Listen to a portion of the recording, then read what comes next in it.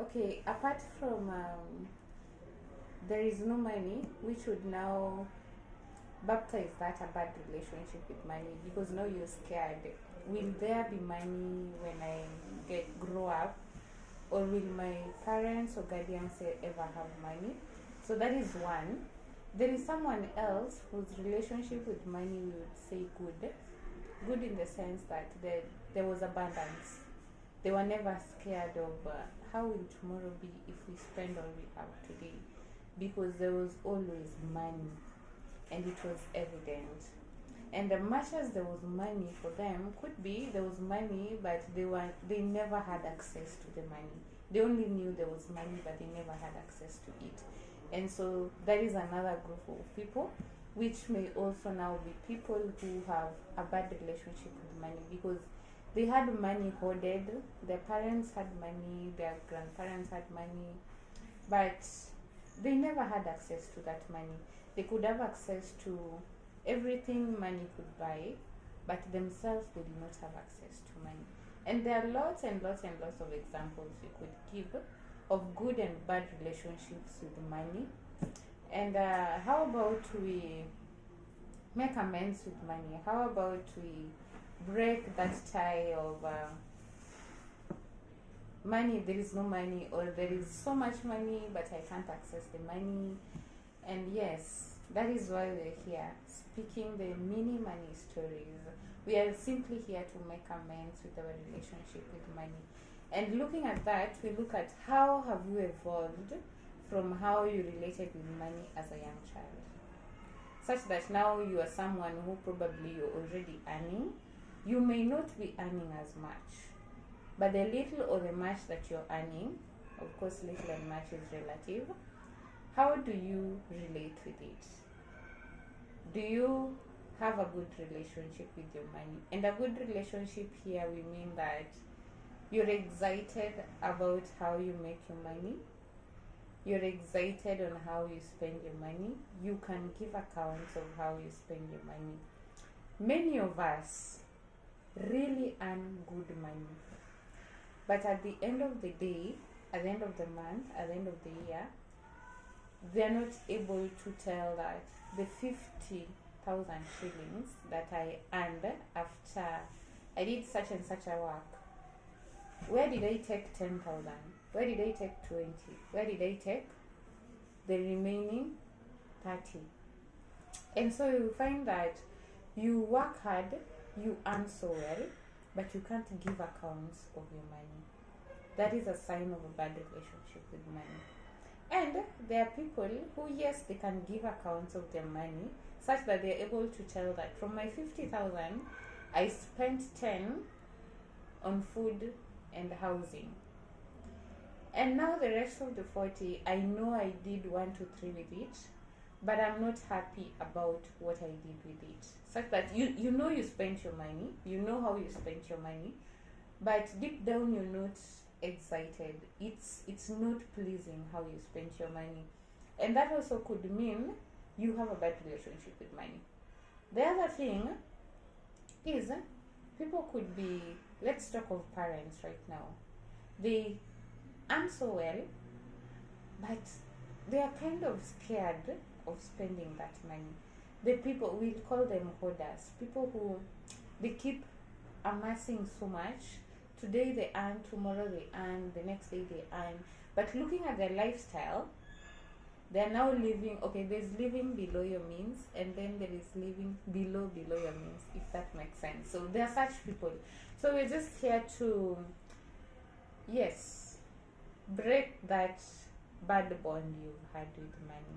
And it starts from as simple things as if I got cash money in my hands, how do I relate to the cash money? How do I handle the money?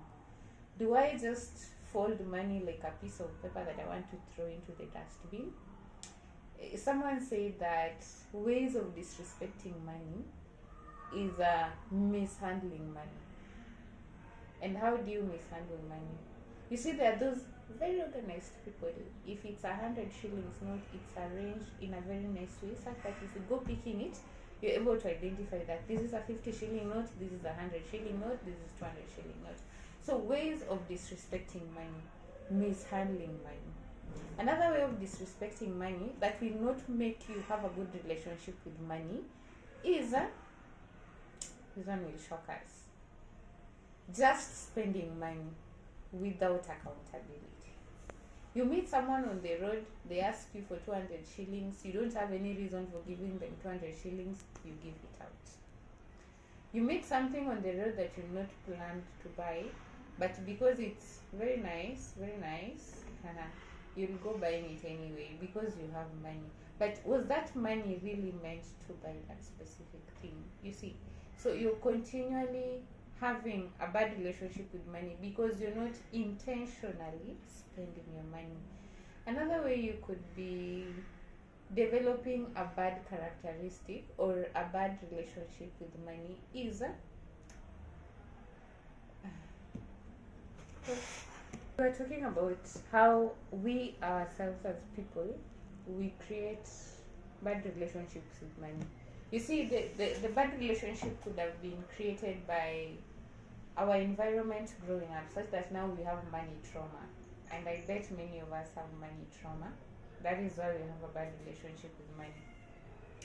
So how about we look at money in a different perspective? Let us look at money and gratitude. Gratitude isn't just about other areas of life, like I have people around me who love me, I have a good job. You see, we are so ready to be gracious. Gratitude, gracious. No, gratitude in grace. No, that is grace. Sorry. Gratitude, like we are so ready to be thankful to things that are almost obvious. But how about we started being grateful for money? If I earned 100 shillings, how about I just be like, thank God I earned 100 shillings today. And this will shift your focus from lack to abundance. You see, if you're almost focusing on, well, I don't even have money. Yet, in your purse, you have 100 shillings. That is money.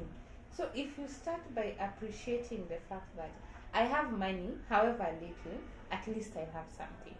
So gratitude will shift your mindset from scarcity to abundance, such that however little you have, you will still be grateful that you managed to get it, and you can now, being grateful will now help you work with it as in a very nice way. This now gives you the priority or the opportunity to be mindful of how you spend, and that now brings us to the next point about mindfulness and money. Because I am so grateful that today I earned 1,000 bob, I won't just spend my 1,000 bob anyhow. I will hold it so dearly, just like someone who just earned a job promotion. They will be grateful, but you see, you're not going to treat your 1,000 bob just like something you walked on the street and picked. Okay, even if you picked it, still that is room enough for you to be grateful. And being grateful about it will open your mind now to being mindful, spending with priority, spending with intention. So that before I buy a phone, the first question will be, do I really need this phone? Maybe I need it, but it's not a priority. And so if I buy what is a priority right now, it will help me view my money differently. Because now I look at it like, okay, it's because I had this 1,000 shillings that I was able to buy this laptop, because this was my most urgent need, and it's now solving a problem. And that will motivate you to go and look for more money. And now you're looking for more money with the reason. Because okay, at least now we are somewhere on identifying how we can create bad relationships with money. But I'm still sticking on the point of this is a trauma that not many people are existing in it willfully.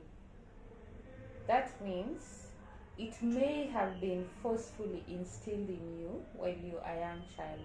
Like people are dealing with childhood trauma bonds, and we fail to recognize that money is one of the greatest trauma that people handle when they actually grow up, because no one is ready to address it, and if it's addressed, then it's addressed still in a negative way, just like it was addressed when you're growing up. And so in many money stories, we are focusing on teaching parents how to raise financially secure children. Financial literacy has often been dealt with only in view of adults, people who are already earning, but there is a neglect on how about we start with people while they are still young, when they are still able to grasp that aspect that money can be there, it can be there in abundance, and money doesn't just come, we work for money, and after we work for money, we ought to spend our money in a very intentional way. And while doing that, we learn the power of gratitude, because gratitude is a motivational factor when it comes to money. So, how about we move from there is no money? Because you see, out of unintentionally, you may also be doing the same thing to your children that was done to you. You could be working, earning very well, you could be a business person, earning very well, but your children are also looking at their lives and they're like, my dad doesn't have money, my mom doesn't have money. Or if they have money, then the money is never enough, it doesn't satisfy all of our needs. So, without knowing, we are doing the same thing that was done to us when we were young to our children. But who wants that for their children? We want to leave them inheritance. But I'm here to tell you that the greatest inheritance you're going to leave to them is making them secure in their financial status. You may leave them a lot of money as inheritance. You may write so many properties under their names, but that is not going to change if still the relationship with abundance and the money is not solved. And so how do you do that? It starts by you as a parent healing from your wound or trauma with money, and then gradually introducing that to them, such that you don't wait until they are 24 out of school looking for jobs, and the little they earn, you're like, but how do you ever spend your money? And so that only begins right now. As young as they are right now, you start instilling that knowledge in them. And that will not happen if yourself as a parent or as a grown-up, you have not developed a right relationship with money. And so that is why we bring to you mini money stories, simply here to help you make amends with your money relationship. Adios.